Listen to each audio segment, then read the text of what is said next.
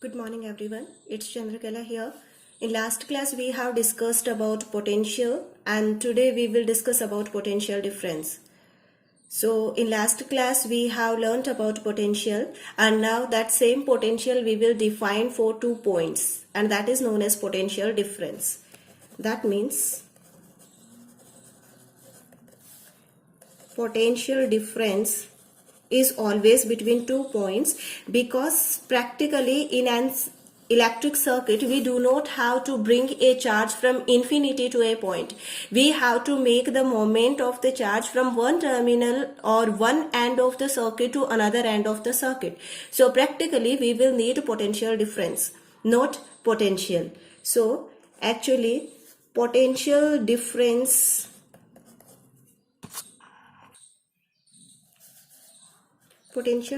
is between 2 points. The amount of work done per unit charge in moving a positive test charge from one point to another.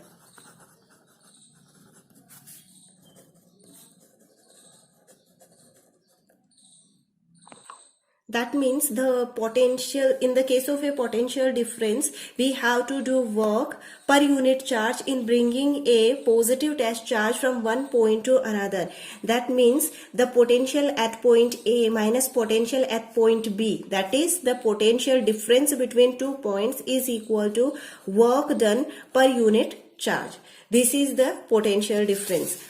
Next thing is we need only the difference of potential in an electric circuit. That means if we will connect a cell or a battery, then we know that there will be 2 terminals of cell and battery and one terminal will be at higher potential and one terminal will be at lower potential.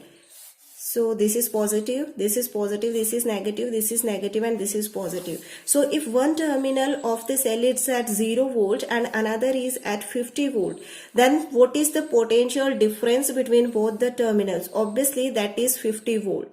Similarly, if one terminal of the battery is at 10 and another one is at 60, then what is the potential difference? That is 50 volt. If one is at 100 volt and another one is 150 volt, then what is the potential difference? That is the 50 volt. That means the amount of current flowing in the circuit will depend on the potential difference. We do not have to do with this potential and this potential. We do not want to know at what potential this terminal is and at what potential this terminal is. We just want a difference of potential between both the terminals because the flow of charge and hence the amount of current will depend upon this potential difference.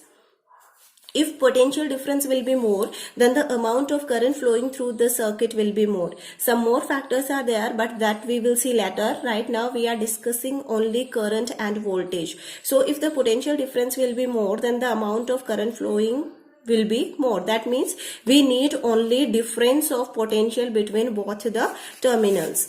Now SI unit, we have already discussed SI unit of potential. Here we will always mention potential difference also with V, and here V does not mean potential, V means potential difference, because again and again we cannot write VA minus VB. For that we will have to mention 2 specific points A and B. So here V means potential difference, and as the formula is W upon Q, that is joule per coulomb, which is known as volt.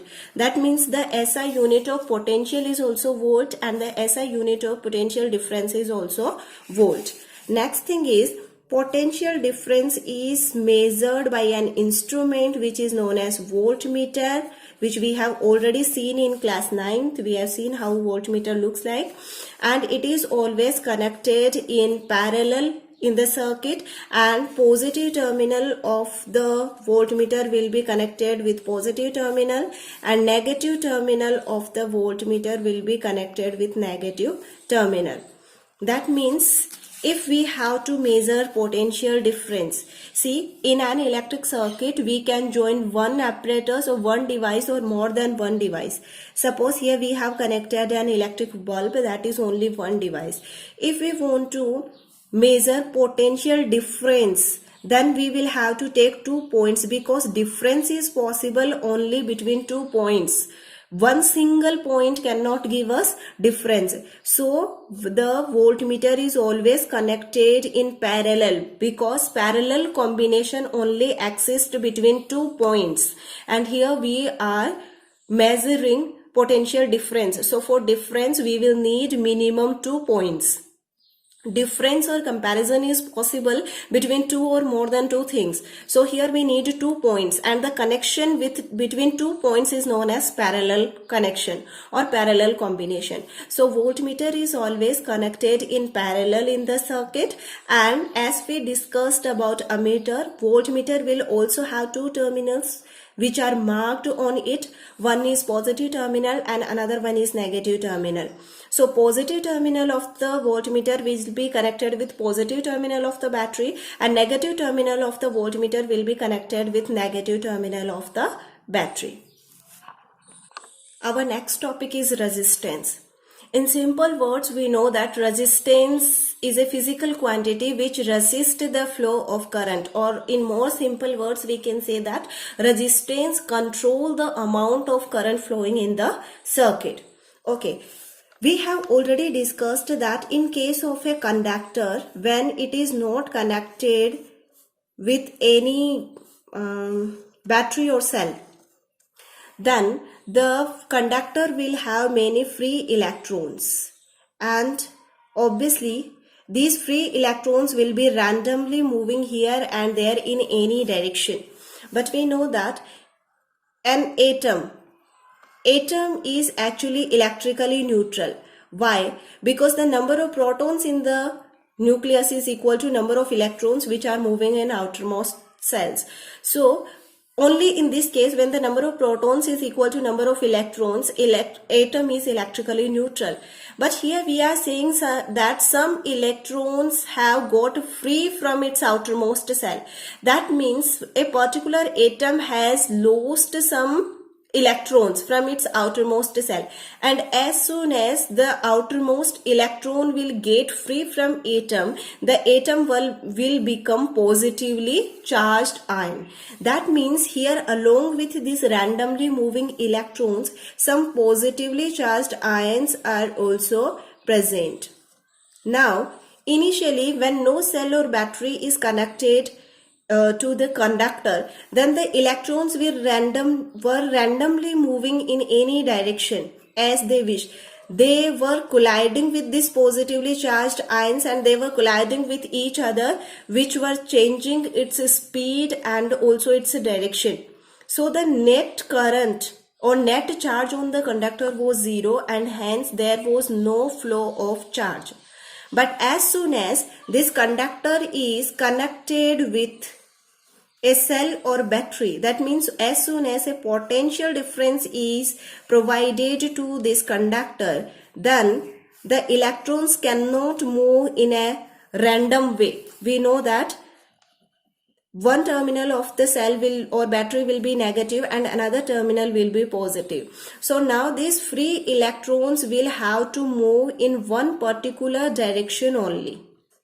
Now they cannot randomly move here and there, but still the positively charged ions are present there, because these are free electrons, and when they got free, then some positively charged ions are formed in the conductor. So now if this is negative terminal, that means this end is at negative terminal and this end is at positive terminal. So the electrons, this negative terminal or excess of electron will repel these electrons to move in this direction. Similarly, these electrons will get attracted by this positive terminal.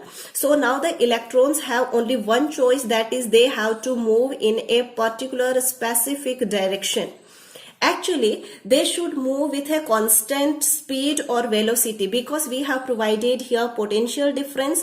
This potential difference will increase the kinetic energy of the electrons, because of which the electrons will move with a high speed and in a particular direction, which give us sufficient amount of current. But the problem is the positively charged ions are still there. So when the electrons move, they can collide with these positively charged ions. Now the electron will not collide with another electron because all the electrons are moving in the same direction. Okay, and that's also almost with same speed. But these positively charged ions are not moving in any direction. They are stationary. That means they can only vibrate because we are studying about solids. So that means here these electrons will collide with these positively charged ions, and obviously this collision will decrease the speed of this electron. That means obviously these positively charged ions cannot hold these electrons with them because a potential difference has been provided and the electron is having a high amount of kinetic energy. So no doubt the electron will move from one terminal to another terminal, but the problem is during this process, that means on the way, the electrons will collide with these positively charged ions, which will decrease its speed. And when the speed of the electron will decrease, then the amount of current flowing through the electron will also decrease. That means if the electrons are moving with a high speed, then the amount of current will be more. Now, because of these collisions, we know that when two things are rubbed with each other or when one thing collide with another thing, then what happens? Heat is produced. That means some amount of this potential difference, or you can say some amount of kinetic energy of electron has been changed into heat energy. That's why after some time the conductor or the wire or the appliance will become hot. That means if an appliance is working for some time, or if the current is flowing through a conductor for some time, then after some time the wire or the conductor will become hot. The reason is some amount of kinetic energy or electrical energy has been changed into heat energy. That's why in our one of last class we have said that this energy is here actually wastage for us, which we discussed in the degraded energy. That means here some amount of kinetic energy of electron has been changed into heat, because of which the wire or the conductor will become hot, and it is known as heating effect of electric current. Effect of electric current.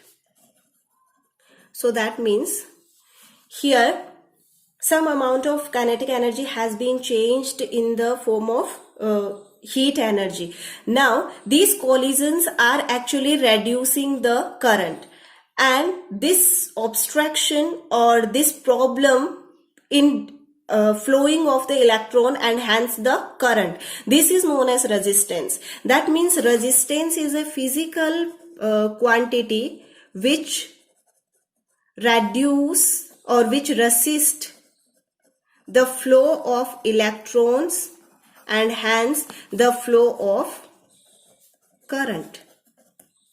So resistance is a physical quantity which resists or which tries to stop or which obstruct the flow of electrons and hence the flow of current. That means if the number of collisions will be more, number of collisions means if more number of electrons will collide with positively charged ions, then more amount of heat is produced. That means if the number of collisions will be more, then resistance will be more, and obviously if the resistance will be more, then the current will be less. That means the resistance and current are inversely proportional to each other. If the collisions will be more, then the resistance will increase. That means the possibility or the speed of the electrons will decrease, and because of which the amount of current flowing in the circuit will reduce. And obviously this R is here resistance. That means the resistance is denoted by R. Now R depends on number of collisions. Actually, we will see dependence of resistance on many factors, but right now, before studying Ohm's law, we will denote only the collisions. That means if the number of collisions will be more, then the resistance will be more. So, we can say that resistance is the obstruction which resist the flow of electron and hence the flow of current. This is known as resistance. We will see Ohm's law which will define resistance in more clear way in next class. Thank you.